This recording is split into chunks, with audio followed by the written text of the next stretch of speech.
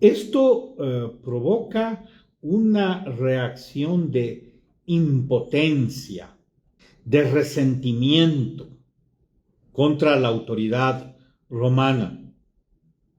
Aparte de ello, el pago de los impuestos, siendo que ellos se creían un pueblo escogido, el pago de impuestos a otra autoridad que no compartía los principios religiosos del judaísmo, una autoridad pagana, era una afrenta, no era una vergüenza para ellos. Su cara, su dignidad estaba por los suelos. Con este pago de impuestos, pues no tenían una autonomía ni económica ni política. Este era el tiempo de Jesús. Aparte de ello, también había corrupción de las mismas autoridades de los sumos sacerdotes, rabinos, podemos decir, hoy en día, del judaísmo, que se encontraban alineados con Roma, traicionando al mismo pueblo judío. Todo esto los judíos se daban cuenta, el judío de a pie, el campesino, se daba cuenta, y pues era una situación insostenible para ellos, porque se retaba la identidad.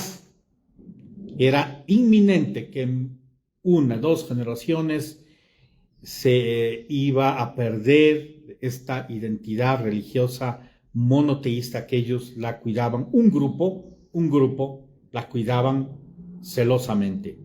La gran mayoría habían entrado en una corrupción, pero había un grupo que lo mantenía celosamente y estaba opuesto a que Jerusalén y Judea sean convertidos en un destino turístico, ¿no? Con la visibilidad de estas estatuas de mitología romana que he dicho. Por lo tanto, ¿qué es lo que provoca en el pueblo de Israel, en los hijos de Israel, Bani Israel? Provoca una búsqueda incesante de la dignidad por la autonomía económica, por la autonomía política, pero ya como hemos visto, los opositores de Roma que pudieran resaltar como tales, pues tenían que enfrentar la muerte, ¿no? Entonces era una situación entre la espada y la pared. El enfoque puntual, el de la necesidad que viene siendo ya el desarrollo de este proceso que sufren los judíos, se ve la necesidad de que haya un liberador que sea político, un Mesías, una figura mesiánica que los libertara del asedio, de la ocupación política romana, y los saque a la libertad con el símbolo del templo de Salomón como centro, como símbolo de la unidad judaica, ¿no? Entonces lo que esperaban era un liberador político de las características del rey David, de las características de Daud, alayhi salam, la paz sea con él.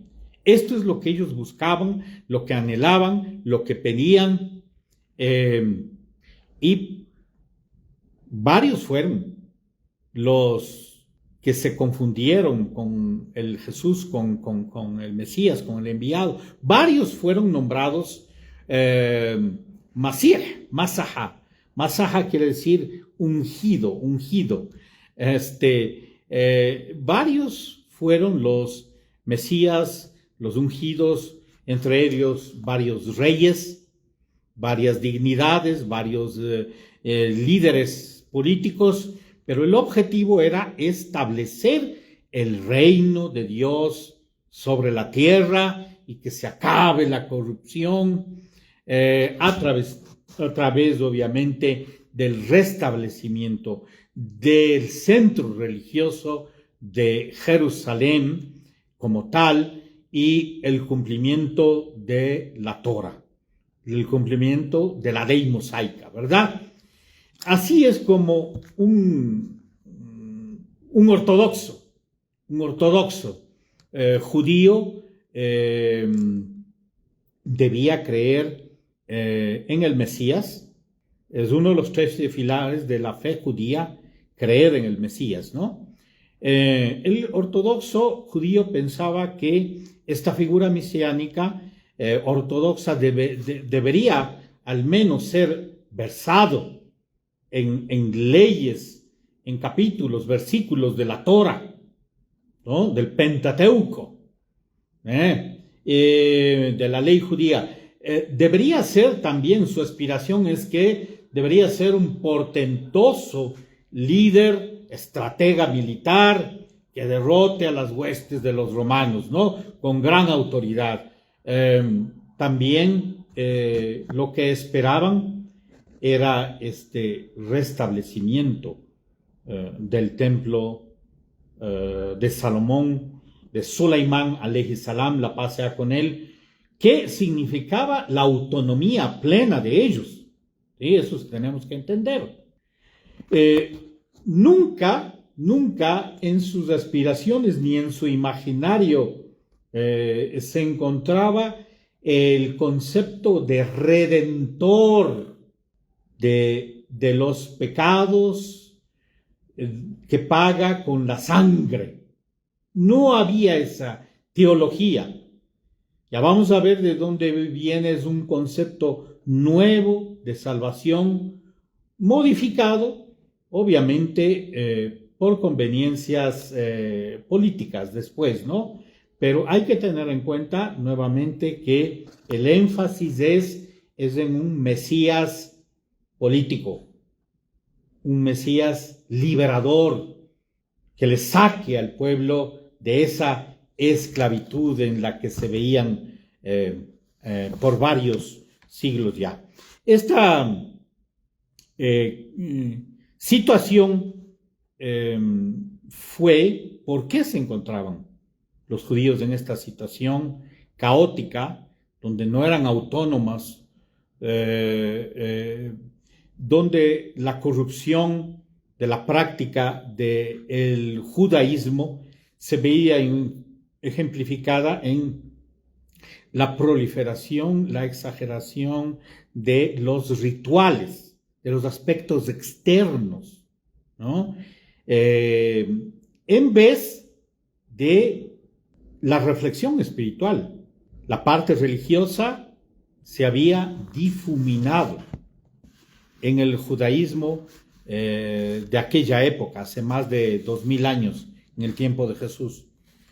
Y la corrupción, como habíamos dicho, especialmente las autoridades de Caifás, alineado con Roma, era algo que clamaba este pueblo por un líder mesiánico político, ¿sí? De esto también tenemos varias referencias bíblicas, ¿no? Varias referencias bíblicas como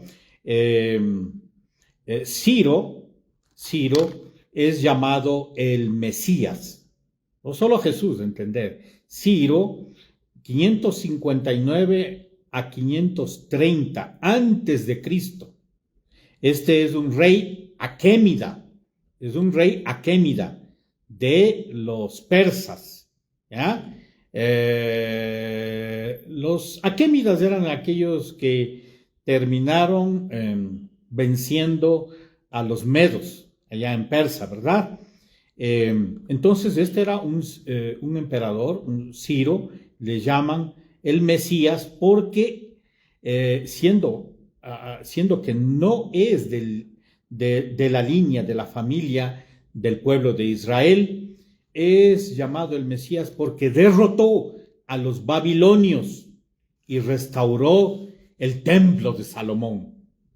¿Sí? Esto está debidamente escrito en el libro de Salmos, capítulo 137. Ustedes pueden chequear versículo 8, 9 en las diferentes versiones bíblicas, como la NB labial, Bedentilabial, Nueva Biblia Viva, que dice: oh Babilonia, serás destruida. Dichoso el que haga pagar por lo que nos has hecho. Dichoso el que tome a sus hijos y los estrelle contra las rocas. Ese era, pues, no el ideario que tenían los hijos de Israel, de su venganza contra aquellos que los babilonios, que les habían sojuzgado por tanto tiempo. Bien, hay otros ejemplos de Mesías también que vale la pena recapitular dentro de la misma historia,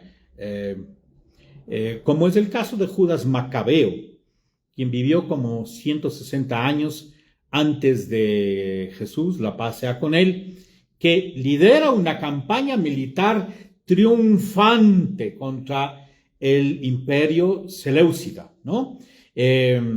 Purifica el templo, y esta purificación es el origen de la celebración judía de Hanukkah, porque hay una permisibilidad desde ese tiempo de practicar la religión, y donde llegan a tener ya pues un sabor de autogobernanza el pueblo de Israel. Otro que fue llamado Mesías es el caso de Simón de Perea. Perea es una región asimismo al norte del Mar Muerto, que colinda con Judea, con Samaria, donde está Betania, donde está el río,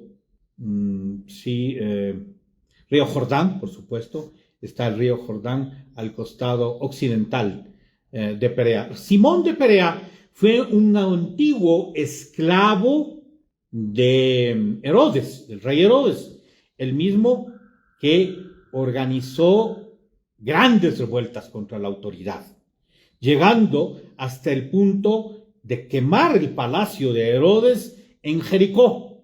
Fue decapitado por este hecho por los romanos entre el año 4 antes de Cristo y el 15 posiblemente después, por esta fuerte oposición política contra el emperador. Este fue concebido por los hijos de Israel como el Mesías, Simón de Perea. Bien, entonces con estos ejemplos indicamos que varios fueron llamados, y hay muchos más.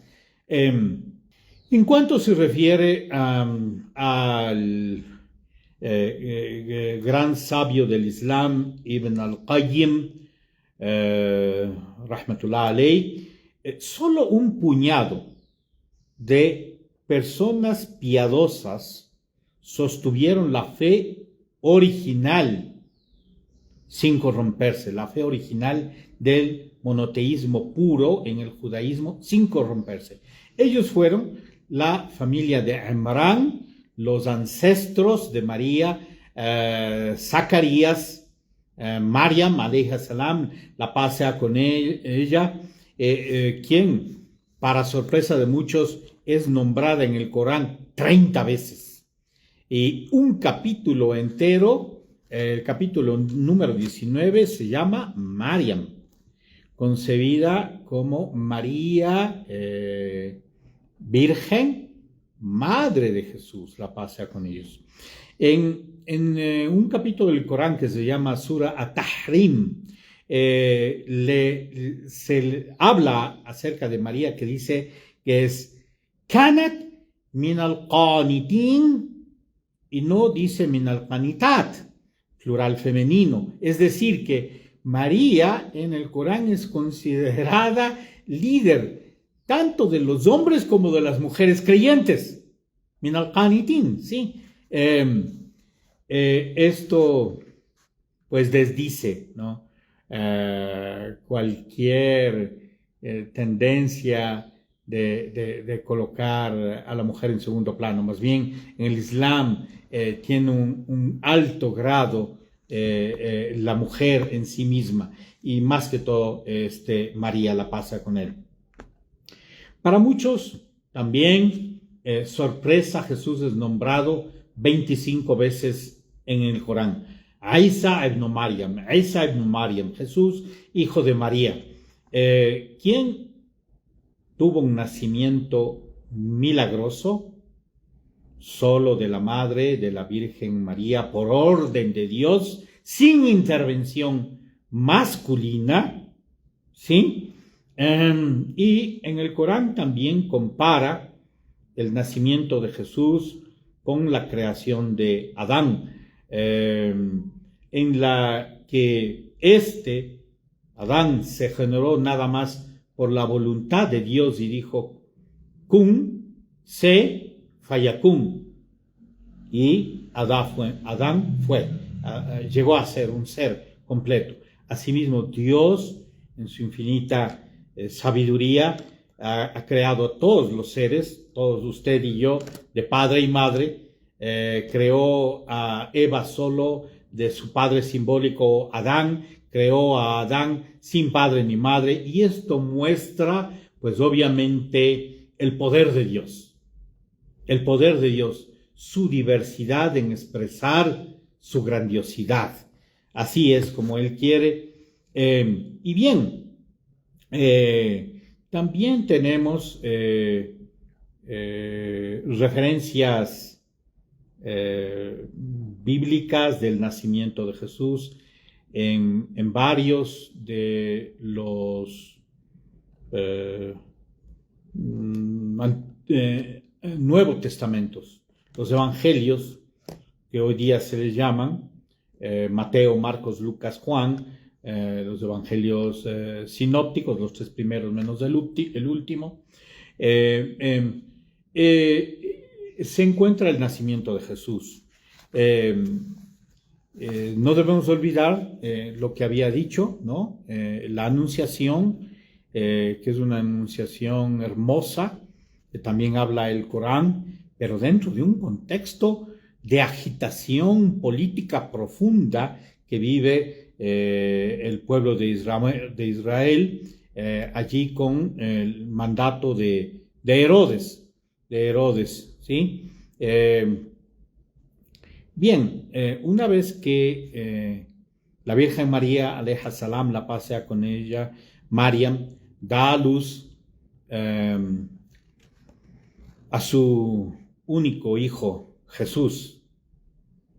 Ella se retira a las afueras del poblado para dar a luz, y luego de 40 días regresa.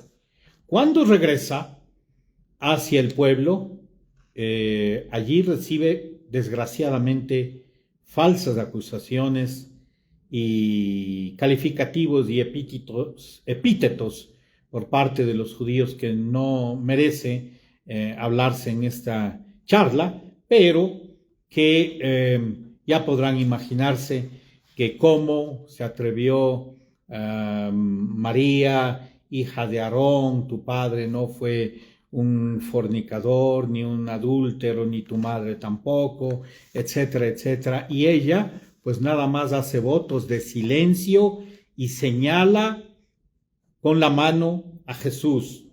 Los escribas y fariseos creen que María se está burlando, pues María la señala a Jesús para que él responda. Y Jesús, esto está descrito en el Corán, defiende a su madre en la cuna, siendo niño todavía. Defiende a su madre de estas falsas acusaciones y le otorga la dignidad, el puesto que Dios le dio. Recalca en eso Jesús. María no solo es la cadena de transmisión biológica, espiritual de Jesús, sino que Jesús, alayhi salam, la paz sea con él, a quienes los musulmanes queremos, amamos y respetamos. Una de las misiones que vino es para elevar el carácter, la dignidad, para posicionar la relevancia de María, la paz sea con ella, para darle el puesto que ella se merecía.